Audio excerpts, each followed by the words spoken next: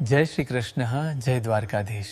મિત્રો, આજે આપણે ભગવદ્ ગીતાના અધ્યાય 11નો 19મો શ્લોક સમજવાના છીએ. અનાદિ મધ્યાંતમનંત વીર્યમ અનંત બાહુમ શશિ સૂર્ય નેત્રમ પશ્યામિ ત્વામ દીપ્તહુતાશ વક્ત્રમ સ્વતેજસા વિશ્વમિદમ તપંતમ.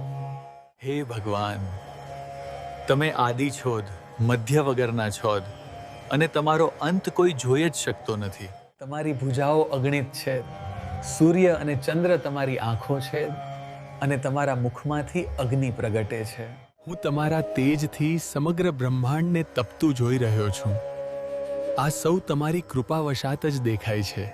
મિત્રો, ભગવાનના ઐશ્વર્યોની કોઈ સીમા નથી.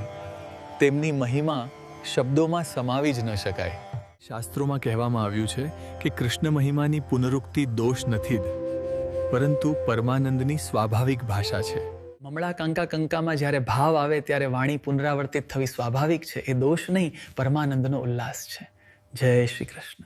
શ્રી રામ